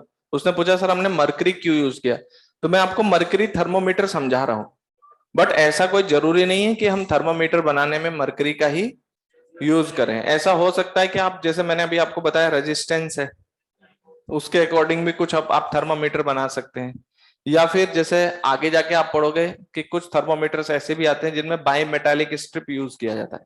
बाई मेटालिक स्ट्रिप टेम्परेचर के साथ ऐसे ऐसे बेंडिंग शो करते हैं, तो उसके हिसाब से। तो अभी जो हमारे रीच में आ रहा है, हम उसके करस्पॉन्डिंग बात करें। जो जनरल थर्मोमीटर आप लोग घर में देखते हो, तो टेम्परेचर असाइन करने के लिए जो मर्करी बेस्ड थर्मोमीटर है हमारा, उसको हम यूज कर रहे हैं। तो एक बात बताइए, आप टेम्परेचर असाइन करने के लिए कैसे असाइन करो, जरा सोचो तो। पहले आपने इस थर्मोमीटर को जाके रखा था फ्रीजिंग ऑफ वाटर पे, फिर आपने कहा मर्करी इतनी राइज की। अब आप देख रहे हो अब राइज नहीं कर रहा है, तो इससे आपको पता चलता है कि थर्मल इक्विलिब्रियम अचीव हो गया है, अब चेंजेस बंद हो गए। तो आपने उधर 0 मार्क लगा दिया था। फिर आप इसी थर्मोमीटर को उठा के लेके किसी और बॉडी पे, और आपको पता चला कि अब मरकरी की हाइट स्टेबल हो गई है, अब चेंज नहीं हो रही है। अब अगर वो भी 0 के तक ही बढ़ी थी, तो आपने कहा कि जो मरकरी है वो इस चीज के साथ इतने हाइट के साथ थर्मल इक्विलिब्रियम रखता है, और इतना ही इसके साथ थर्मल इक्विलिब्रियम रखता है। तो आपने क्या बोला कि मरकरी इसके साथ भी थर्मल इक्विलिब्रियम में हो, इसके साथ भी थर्मल, सेम हाइट के लिए। मान लीजिए 0 डिग्री वाले लेवल पे इसके साथ भी क्या है, थर्मल इक्विलिब्रियम, इसके साथ भी। तो आप उन दोनों का टेम्परेचर सेम बोल रहे हैं, कि जैसे इधर फ्रीजिंग ऑफ वाटर है, इधर कोई और सब्सटेंस है। आपने कहा कि यहां तक मरकरी 0 राइज करता है, इधर जाके देखा तो इधर भी 0 राइज कर रहा है। तो एक्चुअल में मरकरी इसके साथ भी इक्विलिब्रियम में है, और तो हम कहते हैं कि वो आपस में भी थर्मल इक्विलिब्रियम में होंगे। और आपस में थर्मल इक्विलिब्रियम में होने का मतलब जितना टेम्परेचर इसका है उतना ही उसको आप असाइन करें। लेकिन असाइन करने की टेक्निक क्या है, असाइन करने की टेक्निक क्या है कि इस मरकरी को इसके साथ होना है इक्विलिब्रियम में, इस मरकरी को इसके साथ होना है थर्मल इक्विलिब्रियम में, उस पर्टिकुलर हाइट के साथ। तो उस पर्टिकुलर हाइट के साथ ये इसके साथ भी इक्विलिब्रियम में, ये इसके साथ भी इक्विलिब्रियम में, तो आपने दोनों को क्या दे दिया, सेम टेम्परेचर। तो हम बोलते हैं कि वो बॉडी और ये बॉडी भी आपस में किसमें है, थर्मल इक्विलिब्रियम। तो आपने वहां से उनको टेम्परेचर असाइन किया है। तो जो 0th लॉ ऑफ थर्मोडायनेमिक्स है वो सिंपल ये बोलता है कि अगर ए और बी आपस में थर्मल इक्विलिब्रियम में है, अगर बी और सी आपस में थर्मल इक्विलिब्रियम में है, तो ए और सी भी आपस में थर्मल इक्विलिब्रियम में होंगे। और ये लॉ यूज किया जाता है टेम्परेचर असाइन करने के लिए। जैसे आपको पता है कि ये मरकरी 30 डिग्री सेंटीग्रेड पे यहां तक राइज करता है, तो मरकरी 30 डिग्री सेंटीग्रेड पे यहां तक राइज करता है। तो अगर हम किसी और के ऊपर जाके रखें और उतना ही मरकरी राइज करे, तो आप कहते हो अच्छा ये चीज तो उसके साथ थर्मल इक्विलिब्रियम में थी, जिसके लिए मैंने 30 डिग्री की मार्किंग की है। तो यहां भी ये 30 डिग्री तक राइज कर रहा है, यानी इस बॉडी का टेम्परेचर और उस बॉडी का टेम्परेचर सेम है, और दोनों को आपने क्या प्रोवाइड कर दिया, 30 डिग्री सेंटीग्रेड। तो जो 0th लॉ ऑफ थर्मोडायनेमिक्स है वो टेम्परेचर असाइन करने के काम आता है। और बहुत सिंपल सा फंडामेंटल है कि जब ए और बी थर्मल इक्विलिब्रियम में आ जाए, जब बी और सी थर्मल इक्विलिब्रियम में आ जाए, तो ए और सी भी थर्मल इक्विलिब्रियम में होंगे, और उनके हिसाब से आप उनको टेम्परेचर असाइन करते हैं। बात समझ में आए? तो हम लोग जो अभी बात कर रहे हैं ना, इसको हम लोग थर्मोमेट्री बोलते हैं। क्या बोलते हैं? Measuring of temperature. तो टेम्परेचर मेजर कैसे किया, तो आपने एक सब्सटेंस यूज कर लिया जिसके हिसाब से, इवन अभी आप तो ये भी नहीं जानते हो कि किस तरह से एक्सपेंड होता है, ये तो मैं ही आपको बता रहा हूं। और ये लॉ है कि जब आप किसी बॉडी का टेम्परेचर राइज करते हैं तो वो क्या होता है, जनरली वो एक्सपेंड करता है। तो उस एक्सपेंशन को देखते हुए आपने एक ऐसा सब्सटेंस चूज किया जो टेम्परेचर के साथ क्या शो कर रहा है, कुछ इफेक्ट्स शो कर रहा है। उससे आप अलग अलग टेम्परेचर को अचीव करके उसके अलग अलग कंडीशन को अचीव किया आपने। जैसे मरकरी पहले यहां तक राइज किया, फिर यहां तक, फिर यहां तक, इस तरह से राइज करता गया अलग अलग टेम्परेचर के करस्पॉन्डिंग, और उसके करस्पॉन्डिंग आपने टेम्परेचर असाइन करना शुरू कर दिया। असाइनिंग कैसे करते हो, एक्चुअल में ये जो थर्मामीटर है वो अपना टेम्परेचर मेजर करता है। उसको पता है कि मेरा इतने टेम्परेचर पे मुझे यहां तक उठना है, यस और नो। तो यहां तक वो उठ रहा है, तो हमें पहले पता था कि 40 डिग्री के लिए मान लो यहां तक उठता है, तो किसी दूसरे पे रखने पे भी उतना ही राइज कर रहा है, यानी उसका टेम्परेचर भी 40 है। तो मरकरी जो है वो उन दोनों के साथ किस में है, थर्मल इक्विलिब्रियम में। तो जो उसका टेम्परेचर है वही इसका टेम्परेचर है। तो इस कॉन्सेप्ट को यूज करके हम लोग टेम्परेचर असाइन करते हैं। बात समझ में? हाँ, वॉल्यूम के लिनियरली बोल सकते हो। एक्चुअली मैं आपको बता दूं, वो जो फॉर्मूला होता है, change in volume is proportional to change in temperature. समझ आई बात? तो उसके बिहाफ पर ही हम ये बात बोल रहे हैं कि वो लीनियरली क्या कर रहा है, राइज कर रहा है। वो आगे हम लोग थर्मल एक्सपेंशन में बात। हाँ, इसीलिए आपने देखा होगा मैंने जनरली जनरली बोल रहा था मैं, कि जनरली जो बॉडीज टेम्परेचर बढ़ाने पे क्या होते हैं, एक्सपेंड करते हैं, लेकिन प्लास्टिक्स कॉन्ट्रैक्ट करते हैं। अब कॉन्ट्रैक्ट और एक्सपेंड क्या होता है वो हम आपको थर्मल एक्सपेंशन में बताएंगे, कि एक्सपेंशन में जो है एक्सटेंशन का एम्पलीट्यूड बढ़ता है, अनसिमेट्रिक वाइब्रेशंस होते हैं, वो सब हम बाद में बात करेंगे। इतना समझ में आया? इसलिए मैं बोल रहा था कि जनरली बॉडीज क्या करते हैं, एक्सपेंड करते हैं। तो आपने टेम्परेचर के इफेक्ट को देखते हुए आपने फ्रीजिंग ऑफ आइस को 0 बोला, बॉइलिंग ऑफ वाटर को 100 बोला, और उसके बाद लीनियर स्केल आपने डिफाइन कर दिया है। बात समझ गए? तो नीचे लिखे टेम्परेचर। फिर हम लोग अभी स्केल को कैलिब्रेट कर लेंगे किस तरह से। लिखे टेम्परेचर। अभी ध्यान रखना, मैं जो भी चीजें बता रहा हूं ये सब हम आपको इंफॉर्मेशन दे रहे हैं। अब हम आपको लैब में तो लेके जा नहीं सकते, तो हम सारी बातें बता रहे हैं कैसे कैसे होता है। तो जस्ट टेम्परेचर मेजर करने के लिए आपने एक थर्मोमीटर डिजाइन किया। तो लिखो a system where randomness exists, a system where randomness exists, that system shows temperature, that system shows temperature.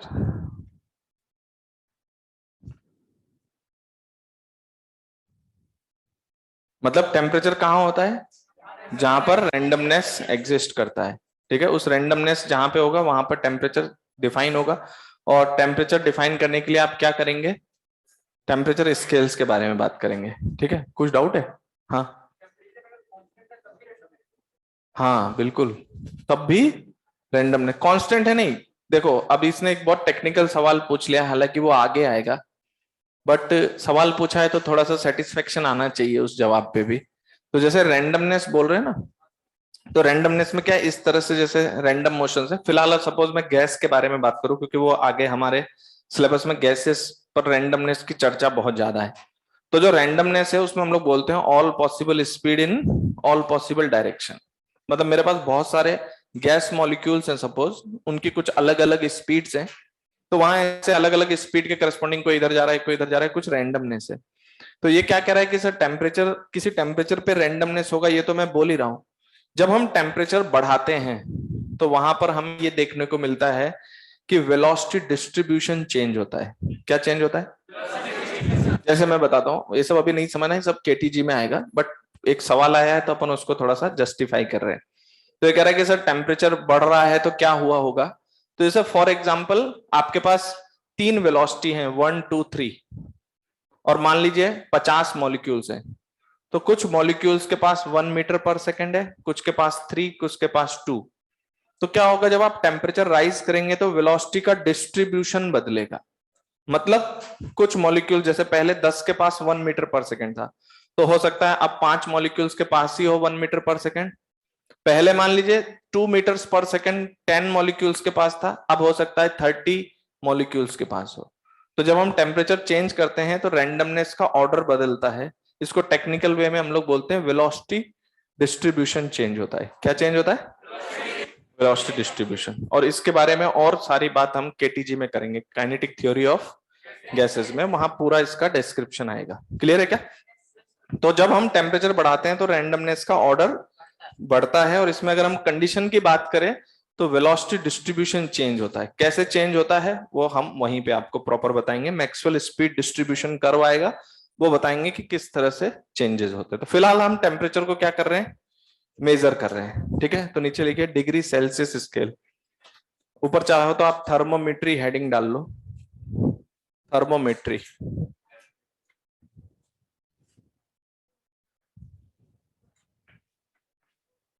Measuring of temperature, हम टेम्परेचर को मेजर कर रहे हैं।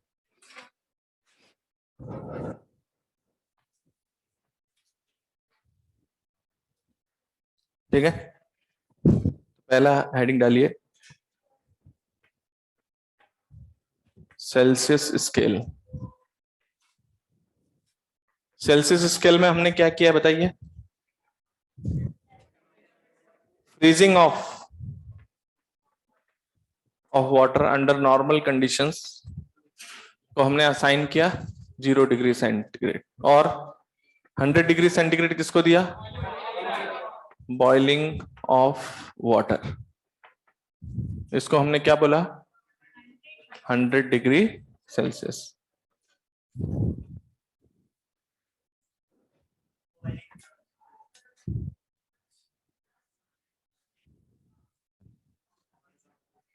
अभी कंसंट्रेट करो, अभी हम लोग स्केल चेंज करेंगे, उनमें आपस में रिलेशंस निकालेंगे, उसके बाद फिर हीट के बारे में बात करेंगे। तो ये बहुत सिंपल सी चीज है, वैसे तो कोई खास बात है नहीं। तो मुझे बताइए, अगर हम टेम्परेचर मेजर करना चाहते हैं तो जब सपोज आपने कुछ डिविजन्स बना दिए, तो अगर हम उसको शो करना चाहें कि मान लीजिए मैंने 100 डिविजन्स बनाए, तो पर डिवीजन कितना मेजर करेगा? तो अगर मान लीजिए आपने जो थर्मामीटर यूज किया था उसमें आपने मर्करी बेस्ड यूज किया हुआ है, तो अगर आप टेम्परेचर मेजर कर रहे हैं, सपोज आपने इसको क्या बोला और यहां पर 100 डिग्री सेल्सियस, ये वो कंडीशन है जो हम आपको बता चुके हैं। इसके करस्पॉन्डिंग मान लीजिए ये कितना लेंथ है? L length. तो एल लेंथ के करस्पॉन्डिंग कितना टेम्परेचर बढ़ गया? 100 डिग्री सेल्सियस। तो यूनिट के करस्पॉन्डिंग 100/L, 100/। तो अगर मैं यहां पर किसी delta L change in length की बात करता हूं, तो उस जगह का टेम्परेचर सेल्सियस स्केल पे कितना होगा? तो अगर हम एक मिनट, अगर हम यहां से कितना लेंथ बढ़ाते हैं? Delta L. तो हम जानना चाहते हैं कि सेल्सियस स्केल पर ये टेम्परेचर कितना होगा। तो बताइए सेल्सियस स्केल पे ये टेम्परेचर कितना होगा? 1 मिनट, पहले तो आपको पता है कि राइज कर रहा है 100 - 0 अकॉर्डिंग टू एल लेंथ। तो डेल्टा एल लेंथ के करस्पॉन्डिंग कितना राइज होगा? तो 100 - 0/L इंटू डेल्टा एल, यही होगा। तो कितना राइज होगा आपको पता चल गया। तो राइज बोला है ना मैंने, राइज, तो कहां से राइज हो रहा है? ये 0 से। तो अगर हम डिग्री सेल्सियस स्केल पे कोई रीडिंग लेना चाहते हैं तो that is 0 + 100 - 0/L into delta L. ये क्या बता रहा है? Delta L rise of mercury level 0 degree से डेल्टा एल राइज करने पे कितना राइज करेगा, वो तो ये है, और उसका टेम्परेचर कितना होगा? तो अगर मैं कहूं कि ये L/2 राइज कर रहा है तो 50 डिग्री सेंटीग्रेड, यस और नो? L/3 राइज कर रहा है, तो हम ये जो लिख रहे हैं this is the temperature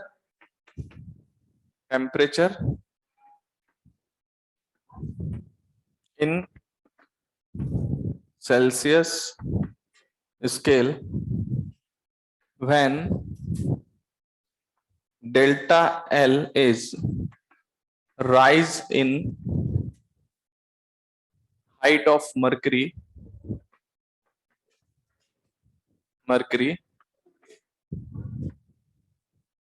in the tube from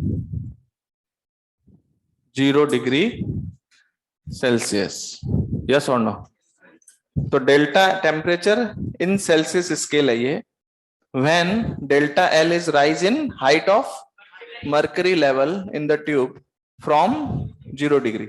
तो 0 डिग्री से डेल्टा एल राइज करने पर उसका टेम्परेचर कितना होगा आप ये पता कर सकते हो. सिंपल वे अगर बात करना चाहूं तो मैं बोल देता हूं कि भाई इसके 100 डिवीजन कर दिए, पर डिवीजन कितना 1 डिग्री, तो 50 डिवीजन पे कितना, तो आप डिविजन्स के करस्पॉन्डिंग उसको चेंज कर देना.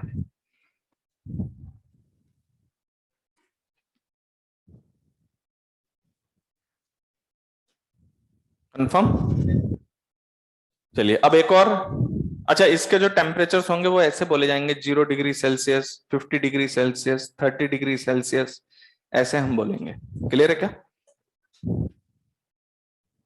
चलो ऐसे एक क्वेश्चन लिख लो इसमें.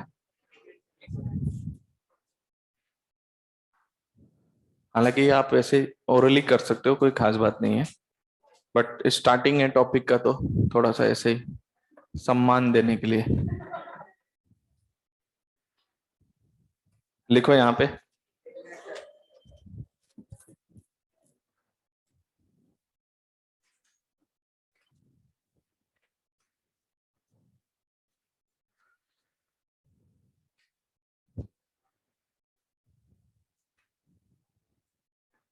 Zero plus 100 minus 0 upon L into delta L, आप इसका मेजरमेंट कर सकते हैं.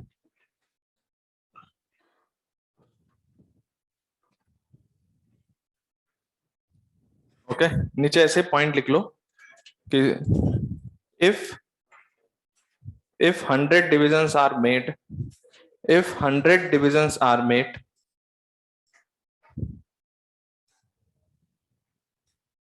if 100 divisions are made,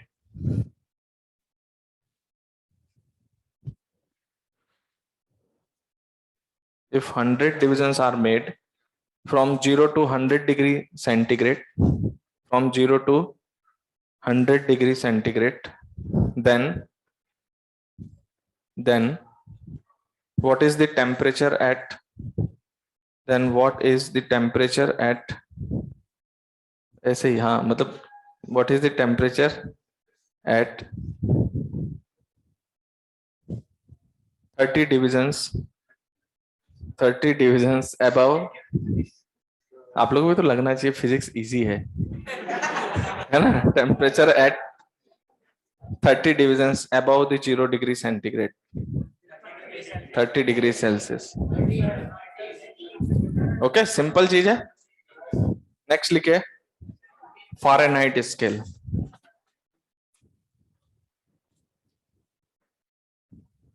देखिए एक स्टूडेंट ने ऑनलाइन में लिखा है इवोपोरेशन ऑफ वाटर.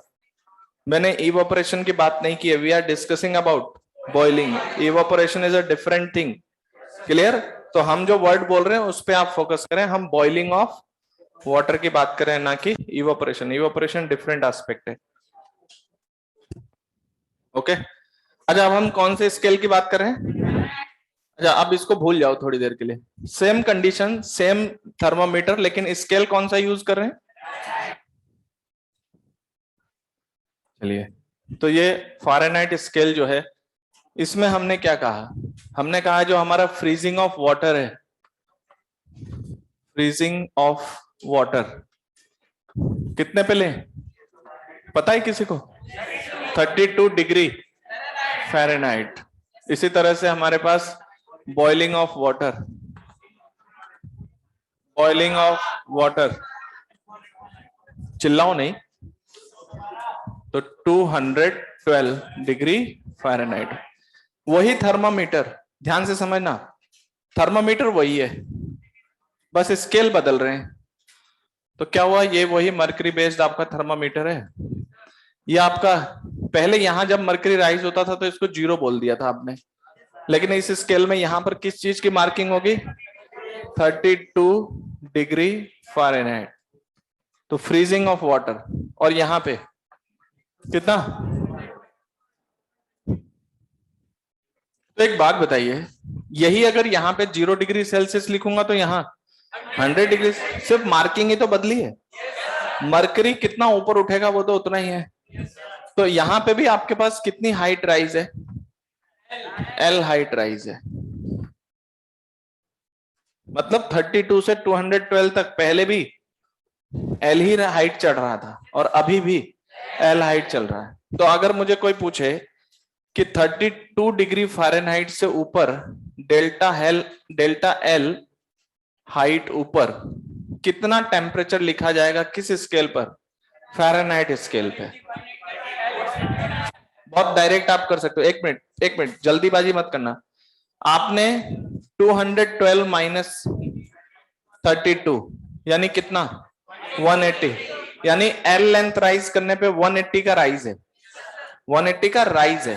तो यूनिट पर 180 बाई एल, तो डेल्टा एल पे। तो अगर मुझे इस स्केल पर किसी फ़ारेनहाइट टेम्परेचर को मेजर करना है, एक मिनट, कितना राइज है? वो है 212 minus 32 upon L into delta L plus 32। ये लीजिए।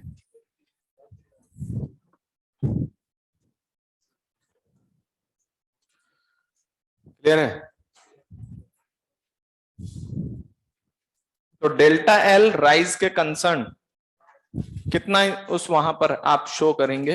तो delta L by L ratio आपको पता हो, यहां हम डिविजन्स में भी बात कर सकते हैं। मान लीजिए मैंने यहां पर 180 डिविजन्स कर दिए। कितने? 180 डिविजन्स। तो पर डिविजन्स कितना बढ़ता जाएगा? 1 डिग्री फ़ारेनहाइट। उधर आपने 100 डिवीजन किए थे तो पर डिवीजन 1 डिग्री सेल्सियस। अच्छा एक बात बताओ, इनमें कॉमन चीज क्या है? हाइट सेम है। क्या सेम है? 32 से 212 तक की हाइट एल है, और किसी डेल्टा एल पर जो डेल्टा एल है वो दोनों के लिए सेम हो गया। उस पर ये अलग अलग स्केल्स के करस्पॉन्डिंग टेम्परेचर की वैल्यू अलग अलग आ रही है। यस और नो? तो यहाँ पर आपके पास जो फ़ारेनहाइट स्केल है उस पे अगर हम आपसे पूछ ले कि भाई चलो ये L/2 पे कितना मेजर करेगा, बताओ तो L/2 पे कितना मेजर करेगा? यहाँ से L/2 हाइट पे कितना टेम्परेचर होगा? तो 180 90, तो 32 प्लस 90, तो आपको पता चल जाएगा कि वहां पर कितना टेम्परेचर शो कर रहा होगा। यस और नो? तो ये हमारे पास एक तो डिग्री सेंटीग्रेड स्केल है। इनमें कॉमन क्या चीज है ये समझ रहे हो? Height rise. फ्रीजिंग पे आपने कुछ वैल्यू बोल दी, बॉइलिंग पे कुछ वैल्यू बोल दी आपने, और उसके बाद फिर आप क्या बोल रहे हैं कि उसमें राइज जो है इक्वल के करस्पॉन्डिंग। तो आप इस स्केल में इस तरह से वैल्यू देंगे, किसी डेल्टा एल राइज करने पे कितना आप बताएंगे उसकी रीडिंग डिग्री फ़ारेनहाइट में। That degree fahrenheit is 32 plus 180 by L into delta L. तो F is your 32 plus 180 by L into delta L.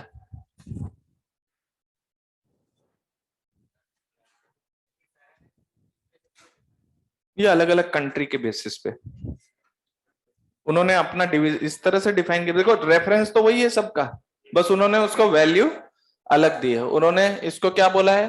32 और इसको 212। अभी एक और स्केल बताऊंगा, केल्विन, उन्होंने इसको किसी और जगह पे माना है। तो वो अलग, जैसे हम लोग ज्यादातर डिग्री सेल्सियस यूज करते हैं, यूके वगैरह में आप जाएंगे तो वो फ़ारेनहाइट ज्यादा यूज करते हैं, कुछ कुछ लोग केल्विन यूज करते हैं, जो भी यूज करते हैं वो उनके अकॉर्डिंग। हम लोग ज्यादा डिग्री सेल्सियस यूज करते हैं।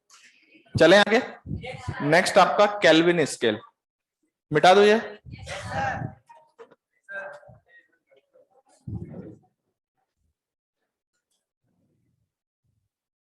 कोई खास बात नहीं, बहुत सिंपल लीनियर वेरिएशन है। चलो कोई बात नहीं, इधर अलग से करते हैं। अब नेक्स्ट आता है आपके पास केल्विन स्केल।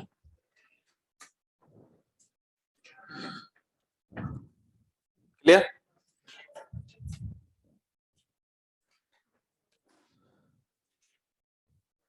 ओके, इन्होंने क्या किया, सेम थर्मोमीटर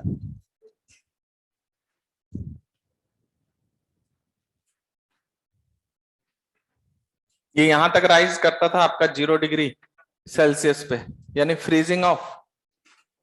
तो यहां पर आपका फ्रीजिंग ऑफ वाटर कंसीडर होगा, वाटर दैट इज 273 केल्विन। वैसे हम लोग 273.15 होता है वैसे, 273.15। एक मिनट रुक जाओ, लिखो मत अभी। तो ये 273.15 है, इसको हम लोग अप्रोक्सीमेटली क्या बोलेंगे, 273। बट टेक्निकली देखा जाए तो ये 273.15 होता है। तो जैसे यहां पर फ्रीजिंग हो गया, इसी तरह से boiling of water that is 373.15 के, यानी यहां पे भी कितने का चेंज है, 100 का। बट हम इसको अप्रोक्सीमेटली क्या बोलेंगे, 373। तो मैं यहाँ इक्वेशन में इसको 273 और 373 लिखने वाला हूं। तो ये क्या है, 273, और ये स्टिल इस मरकरी थर्मोमीटर में, पहले वाले में, दूसरे वाले में और तीसरे वाले में राइज विल बी सेम। तो अगर यहां पर कितना राइज हो रहा है, एल राइज कर रहा है, तो आप इस बेसिक लेवल से कितना ऊपर जाएंगे, डेल्टा एल। तो डेल्टा एल हाइट पे जब आप केल्विन स्केल पे टेम्परेचर की बात करेंगे तो दैट टेम्परेचर इज, क्या ये राइज को बताएगा, तो 273 तो है, प्लस 100, एक मिनट ऐसे लिखते हैं, 373 minus 273 upon L into delta L. तो इसके कंसर्न डेल्टा एल और एल, तो सेम डेल्टा एल के करस्पॉन्डिंग कितना, सेम टेम्परेचर है, लेकिन अलग अलग स्केल्स में उनकी वैल्यूज अलग अलग है। तो यहां पर ये आपका k equals to how much, 273 plus 100 by L into delta L. इतना समझ में आया, 375, ठीक है। वैसे होता कितना है, 0.15, तो 373 और 273 के। तो इधर देखो, ये जो केल्विन स्केल है ना, इनका भी कहीं जीरो डिसाइड होगा, कहां पर होगा इनका जीरो, अगर इनका जीरो के भाई 273 तो है, तो यहां से अगर हम 273 नीचे चले जाते हैं तो जीरो आ जाएगा, है ना। तो चलो अभी इसको हम बात नहीं करते हैं, अभी हम ये कहते हैं इन्होंने कहीं पे 0 केल्विन डिसाइड किया है। तो पता है ये जो केल्विन स्केल का जो टेम्परेचर है, इसको एब्सोल्यूट टेम्परेचर कहा जाता है। क्या कहा जाता है, उसके पीछे रीजन पता है क्या है, क्योंकि मैंने आपको जो टेम्परेचर का बेसिक डेफिनेशन दिया है कि जहां पर रैंडमनेस एग्जिस्ट करता है, जहां पर रैंडमनेस एग्जिस्ट करता है वहां पर टेम्परेचर होता है। तो इन्होंने जिसको 0 केल्विन कहा है, वो कंडीशन है जहां पर all the particles are seized या फ्रीज्ड, या वो बिल्कुल रुके हुए हैं, कोई भी मोशन नहीं है। तो इन्होंने कहा है कि जो 0 केल्विन वो कंडीशन है जहां पर आपके मॉलिक्यूल्स बिल्कुल क्या हो जाते हैं, रेस्ट पे होते हैं कोई। तो 0 केल्विन से ऊपर जाने पर फिर क्या होता है, वो उन्होंने जैसे वो ऐसे वाटर ट्रिपल पॉइंट और बहुत सारी चीजें हैं, इसमें केमिस्ट्री का पार्ट भी है।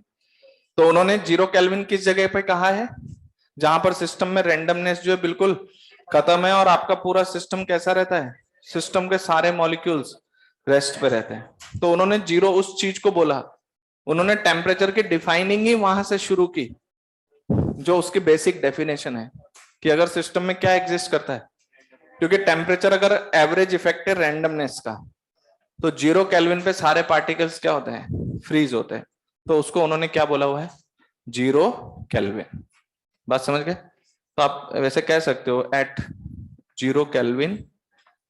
अच्छा, यहाँ डिग्री नहीं लगाना कोई भी, है ना, यहाँ केल्विन बोलेंगे, बाकी दोनों में डिग्री लगाते हैं, यहाँ डिग्री।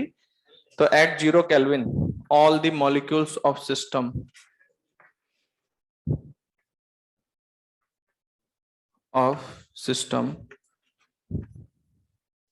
are at rest. तो ये आपके पास अलग अलग स्केल्स आ गए, Kelvin scale, degree centigrade and Fahrenheit. आज इतने डाउट क्यों लिख रहे हैं इसमें? पहले देखो, आपको ये बात समझनी पड़ेगी कि फिजिक्स में कौन सी बात तो समझाई जा रही है और कौन सी बात डायरेक्ट बताई जा रही है। अब कोई कहे कि सर 0 केल्विन वाली बात समझ में नहीं आई, बात तो मेरे भी नहीं आई समझ में, सही बात तो है। लेकिन केल्विन स्केल 0 केल्विन किस टेम्परेचर को बोलता है?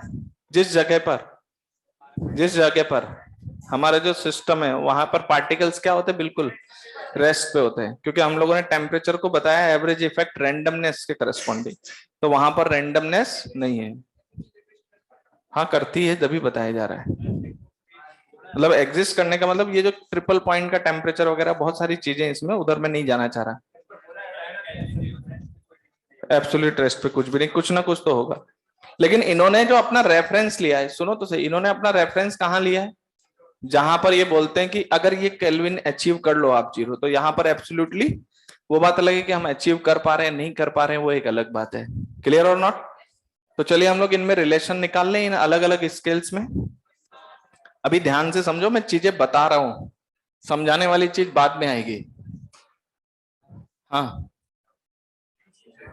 हाँ। हम्म। हाँ मतलब ये बोल रहे हैं कि ये जो एब्सोल्यूट रेस्ट है इसके बाद टेम्परेचर डिफाइन होता ही नहीं है, नहीं जाना चाहिए फिर। लेकिन 0 पे मत बोलो, ये 0 केल्विन पे बात करें। हाँ हाँ, उससे नीचे नहीं बात करेंगे, क्योंकि उसके बाद टेम्परेचर एग्जिस्ट करता है नहीं। टेम्परेचर एग्जिस्ट ही कहां से करता है? 0 के से। फ़ारेनहाइट का कुछ नहीं, आप निकाल लो यहां से कितना टेम्परेचर, ऐसा कुछ भी नहीं है। नहीं, मैंने एक बात बताओ, मैंने किसके 0 पे चर्चा की आके? मैंने केल्विन के। और तो जिनको वैल्यू दी थी वो दी, अरे बात मत करो, बाकी जो वैल्यूज दी है वो हमने दी है, फ्रीजिंग बॉइलिंग सब में सेम रखा हुआ है। अब हम यहां आके बात करें कि इन्होंने 0 केल्विन किसको कहा है? जब सिस्टम में बिल्कुल फ्रीज हो जाए, तो वहीं से टेम्परेचर स्टार्ट होता है, क्योंकि टेम्परेचर का जो बेसिक है उसके पीछे कौन है? रैंडमनेस। और रैंडमनेस हम कहते हैं कि इस टेम्परेचर पे नहीं होता है।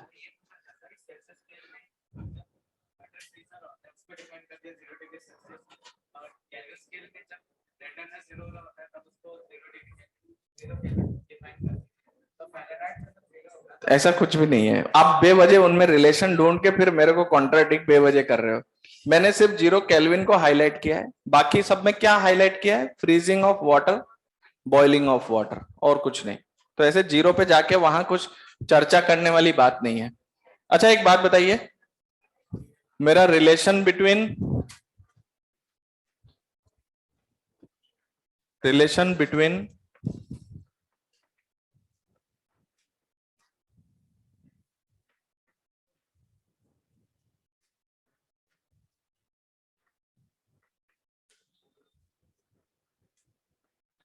फ़ारेनहाइट एंड सेल्सियस स्केल, इनमें इनमें रिलेशन क्या होगा बताओ तो? एक बार बताइए, सेल्सियस स्केल पे क्या था? 0 plus 100 minus 0 upon L into. अच्छा इनमें क्या चीज सेम होती है? एट सेम टेम्परेचर पे डेल्टा एल सेम राइज होगा, और आपने सेम लेंथ पर ही उनको डिवाइड किया हुआ है। अच्छा यही फ़ारेनहाइट पे क्या था? 32 plus 1 minute 212 minus 32 upon L into delta L. तो डेल्टा एल बाई एल दोनों में क्या है? क्योंकि सेम टेम्परेचर किनको बोल रहे हैं? जिसमें सेम डेल्टा एल राइज करेगा, तो इनमें आपस में उसको डिग्री सेंटीग्रेड पे कितना बोल रहे हैं और फ़ारेनहाइट में कितना बोल रहे हैं, तो उसको रिलेट करना है। तो यहां से देखिए मेरे पास F इक्वल टू कितना आएगा? 32 प्लस 180 बाई, अच्छा एक मिनट, यहां से डेल्टा एल बाई एल की वैल्यू C अपॉन 100,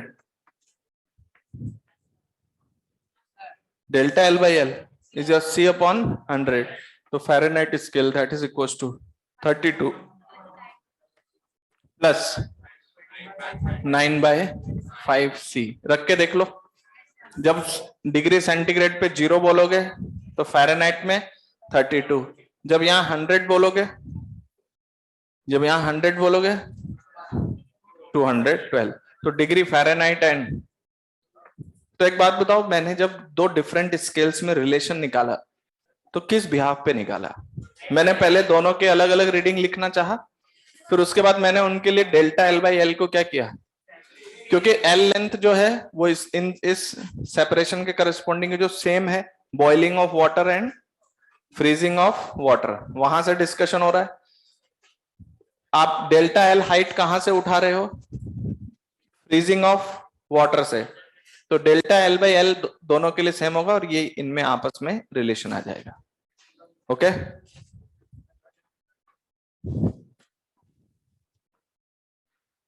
चलें आगे।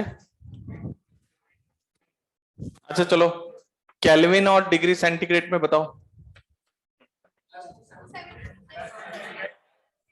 एक मिनट, वैसे तो बहुत सिंपल आप लोगों को पता है इसलिए फटाफट बता रहे हो। रिलेशन क्या है डिग्री सेंटीग्रेड का? 0 plus 100 minus 0 by L into delta L. और केल्विन स्केल में ये क्या था? 273 plus 100 by L into delta L. तो इन दोनों को अगर हम आपस में रिलेट करें, then I will get the K equals to 273 plus C. मतलब 0 डिग्री सेल्सियस किसके बराबर होगा? 273 केल्विन। ओके, तो 0 केल्विन कितना होगा? 0 केल्विन माइनस 273। ठीक है, 0 केल्विन से टेम्परेचर हम डिफाइन करते हैं, अचीव करना नहीं अचीव करना वो एक अलग बात है। ओके, इसको एब्सोल्यूट टेम्परेचर भी कहा जाता है, लिख लेना, आगे इसका रोल है।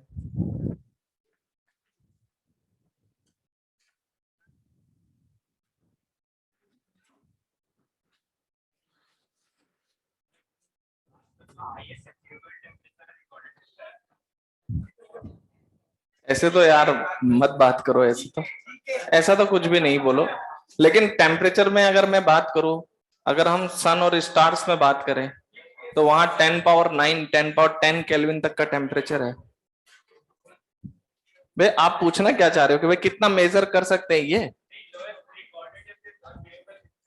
ऐसा कुछ नहीं, अभी मैं बोल रहा हूँ 10 पावर 9 केल्विन कहाँ पे? सन पे जाके देखो, 10 पावर 9 10 पावर 10। एटम बॉम्ब जब फोड़ा जाता है वहां of the order of 10 power 9 kelvin. तो कर लिया हमने अचीव। नीचे का ऐसा कुछ भी नहीं है यार, ऐसा कुछ भी नहीं है। आपका जो क्वेश्चन है वो बहुत स्पेसिफिक हो रहा है। इतना नोट कर लिया? तो हाँ, निकाल लो फटाफट। फ़ारेनहाइट और केल्विन में रिलेशन बताइए फटाफट। आप चाहो तो इनको आपस में भी देख सकते हो, कर लेना वो अपने आप, उसमें कोई खास बात नहीं है।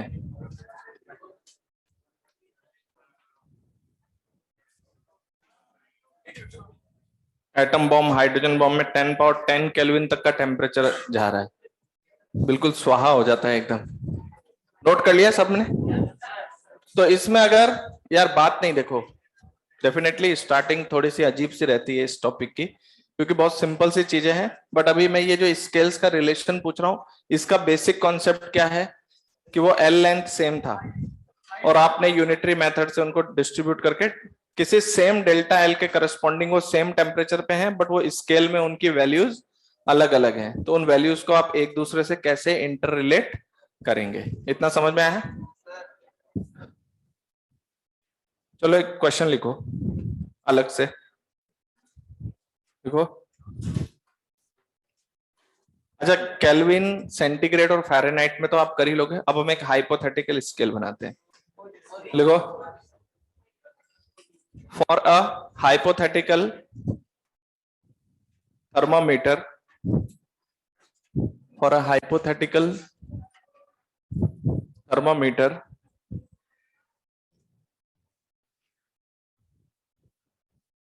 Y, for a hypothetical thermometer Y, मैंने नाम रख दिया उसका, Y है कुछ, Y थोड़ी बोला यार, Y बोला है यार हर समय। मजाक में मत बैठो, जो चैप्टर शुरू हो रहा हो तो थोड़ा ढंग से समझो, नहीं तो फिर ये भी बहुत तेज भागने वाला टॉपिक है अभी। अभी फिर बाद में वही कुछ इंटीग्रेशन डिफरेंशिएशन फिर वही सब चीजें आ जाएगी घूम फिर के। अभी लग रहा है कि जैसे यूनिटरी मेथड कर रहे हैं, बहुत इजी सा टॉपिक है। तो for a hypothetical thermometer Y, the temperature of freezing of water, freezing of water is -160 degree Y बोल देते। चलो हमने अपनी तरफ से स्केल बना दिया, तो यूनिट भी दे दी हमने उसको। -160 degree Y and boiling of water, boiling of water is -50 degree Y. कुछ समझे क्या? हमने दो अलग स्केल बना दिए, उसमें अपने फ्रीजिंग और बॉइलिंग को डिफाइन कर दिया। ठीक है, तो लिखो इफ, हालांकि ये देने की जरूरत नहीं है बट फिर भी, if in Kelvin scale, if in Kelvin scale 273 is 273 Kelvin is temperature at freezing of water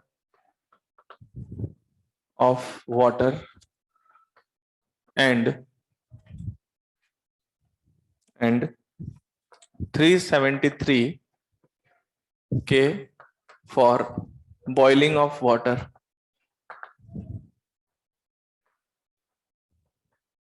then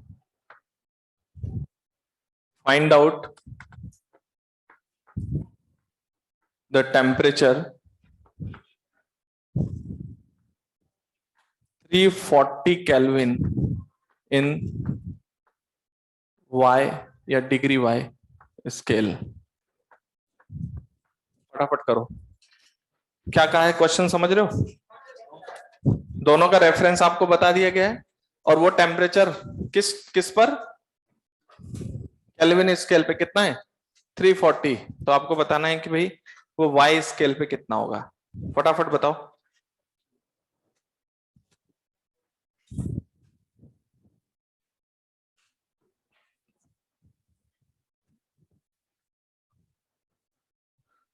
answer चाहिए मुझे, ठीक है?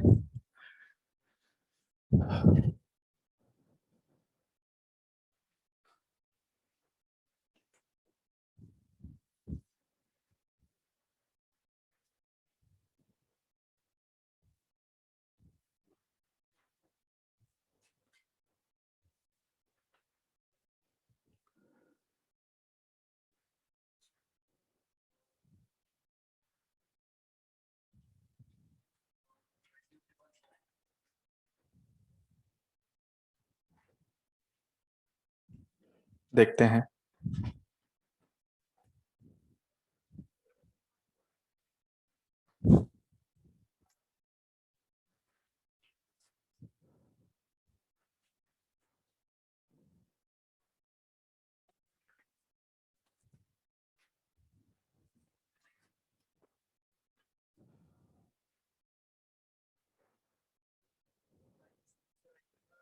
-270 क्या कर दिया ऐसा?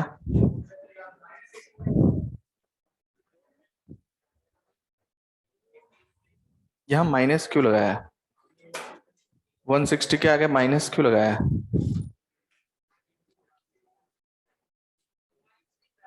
-86 पॉइंट, देखते हैं। -80, अलग अलग आंसर क्यों आ रहे हैं? यही की तो कॉन्सेप्ट है। बताइए केल्विन स्केल पे क्या लिखूं मैं टेम्परेचर को, किसी डेल्टा एल हाइट राइज करने के corresponding.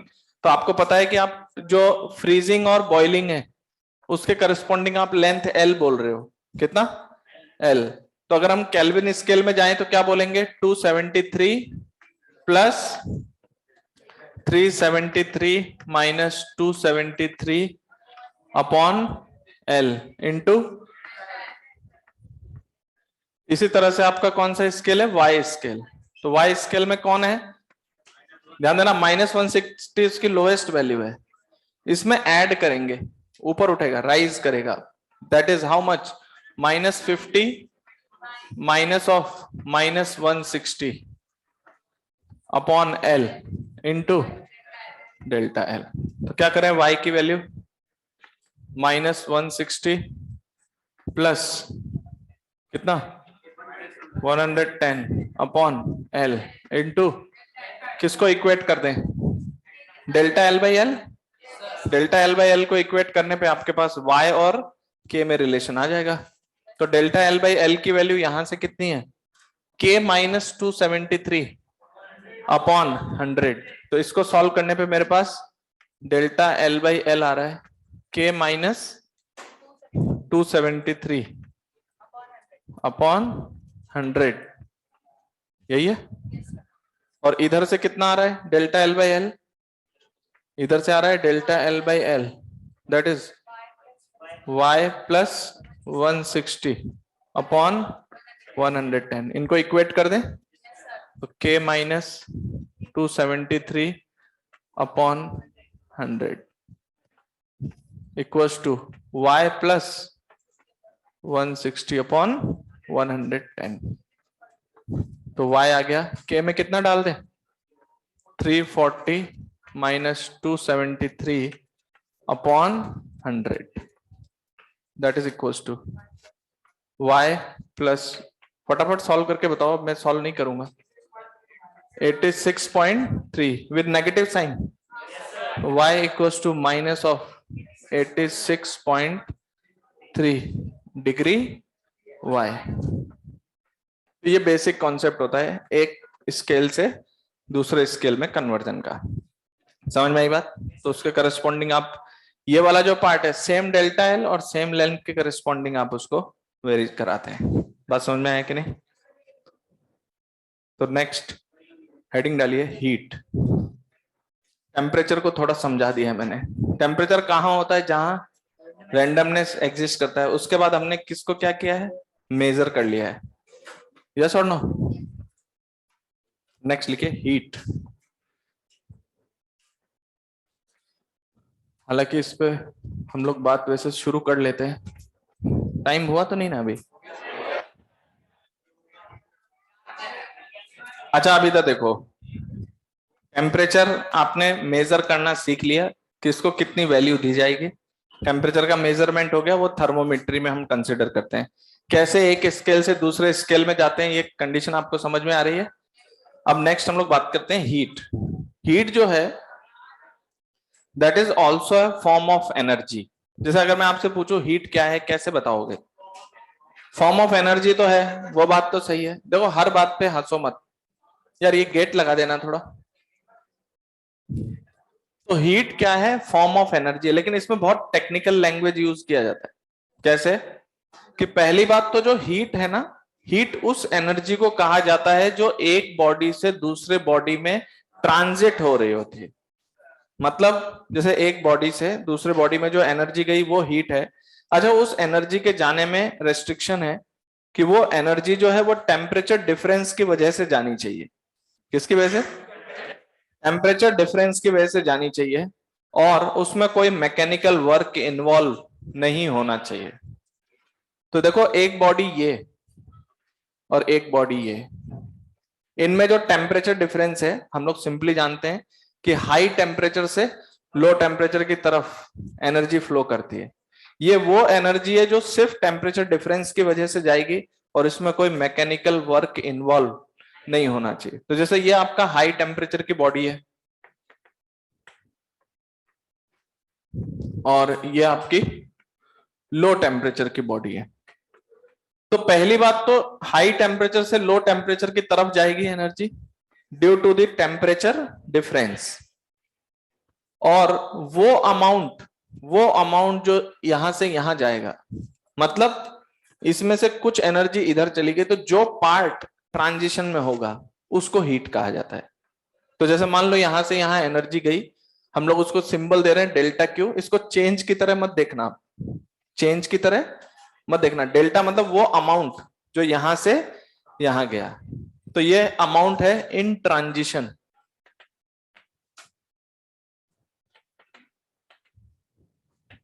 So this is the amount of energy in transition from one body to another body due to the temperature difference without any mechanical work involved. अगर कोई बिना किसी mechanical work involve से high temperature से low temperature की तरफ, या simple language में टेम्परेचर डिफरेंस की वजह से जो एनर्जी ट्रांजिशन में होती है, जो आती जाती है, उसको हम क्या बोलते हैं? हीट बोलते हैं। बात समझ में आई? तो इसमें मैकेनिकल वर्क इन्वॉल्व नहीं होना चाहिए। जैसे अगर सपोज हम बात करें, तो अगर मैं अपने हाथ को रब कर रहा हूं, तो भी आपको कुछ समझ में आ सकता है कि भाई इस तरह से फ्रिक्शन की वजह से। तो थोड़ी देर के लिए मान लीजिए कि मेरे एक हाथ से इसमें कुछ एनर्जी गई या इधर से कुछ इधर आई, तो इसमें क्या इन्वॉल्व है? Mechanical work. या थोड़ी देर के लिए मान लीजिए आपने जमीन पे क्या किया, एक पत्थर को ऐसे रगड़ा, तो फ्रिक्शन के अगेंस्ट उसमें एनर्जी के लॉस हो रहे हैं, और उसके करस्पॉन्डिंग आपने देखा कि वो बॉडी गर्म हो गई। तो ये जो चीज है, इसको आप हीट नहीं बोलते हैं।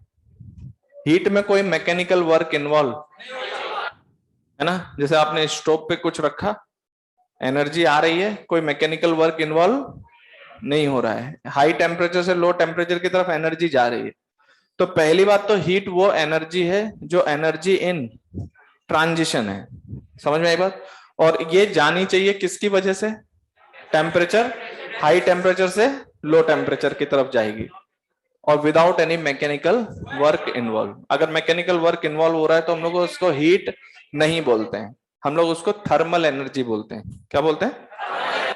हीट बहुत स्पेसिफिक लैंग्वेज है। The amount of energy in transition from या due to the temperature difference, due to the temperature difference without any mechanical work involve. तो ऐसी एनर्जी को क्या कहा जाता है? हीट कहा जाता है। बात समझ गए? तो हीट में क्या इन्वॉल्व नहीं होना चाहिए? अब देखो, इसमें से जो एनर्जी गई है उसको मैंने डेल्टा बोला है, इसको चेंज की तरह मत देखना, आप समझना ये सिंबल है बस। ये वो एनर्जी है जो यहां से यहां गई। अब पता है, आप ऐसे नहीं बोलोगे कि सर इसमें से कुछ हीट कम हो गई है, इसमें हीट बढ़ गई है। ये लैंग्वेज नहीं है, क्योंकि हीट इसमें इसमें डिफाइन नहीं कर रहे हैं हम क्या डिफाइन कर रहे हैं? हीट उस अमाउंट को कह रहे हैं जो ट्रांजिशन में है। तो आप ऐसे बोलोगे इसमें से हीट निकल गई, इसमें हीट आ गई, ये बात सही है। इसमें से इतनी हीट गई, इधर इतनी हीट आ गई, ये लैंग्वेज सही है। लेकिन आप ऐसे नहीं बोलोगे सर इसमें इतनी हीट है, इसमें इतनी हीट है। तो हम क्या बोलेंगे? इसमें कुछ थर्मल एनर्जी है। क्या है? Thermal energy. जो आपका रैंडमनेस से टेम्परेचर शो कर रहा है, इसकी कुछ थर्मल एनर्जी है, इसकी कुछ थर्मल एनर्जी है। और वो एनर्जी जो एक से दूसरे में टेम्परेचर डिफरेंस की वजह से जा रही है, without any mechanical work involve, this is called heat. Even आप ऐसे नहीं कह सकते सर इसकी हीट कम हो गई, इसकी हीट बढ़ गई, नहीं बोल सकते। आपको बोलना है इसकी थर्मल एनर्जी, इसके थर्मल एनर्जी में चेंज हो गई। लेकिन आप कहेंगे यहां से यहां तक, तो हीट उसी को कहना है जो आने और ट्रांजिशन में। तो लिखे heat is the amount of energy, heat is the amount of energy in transition, heat is the amount of energy in transition from one body to another body, from one body to another body due to temperature difference, due to temperature difference without any mechanical work involved, without any mechanical work involved। मतलब restriction है कि temperature difference की वजह से energy जा रही है, उसमें कोई मैकेनिकल वर्क इन्वॉल्व नहीं होना चाहिए। और वो अमाउंट जो किसमें है? ट्रांजिशन में। मैं एक बार फिर बोल दे रहा हूं, मैंने यहाँ डेल्टा लिखा है, इसको चेंज की तरह नहीं देखना है। आप ये देखना कि ये वो अमाउंट है जो गया है, तो ये ट्रांजिशन के अंदर है। बात समझ में आई कि नहीं? तो जो हीट है उसमें कोई मैकेनिकल वर्क नहीं होना चाहिए। यहाँ पर वैसे लिख लो, थोड़ा बहुत हम लोग जानते हैं, ये फैक्ट है कि जो हीट का फ्लो किधर होता है? हाई टेम्परेचर से। तो कहीं ब्रैकेट में लिख लो, heat transfer takes place from heat transfer takes place from high temperature to low temperature. सही बात है। तो आगे हम लोग नेक्स्ट क्लास में कैलोरीमेट्री की बात करेंगे। ओके, तो आज सिर्फ हम टेम्परेचर पे बात कर रहे थे और हीट की हमने डेफिनेशन की बात की है। बेल लगी नहीं ना? Okay, thank you.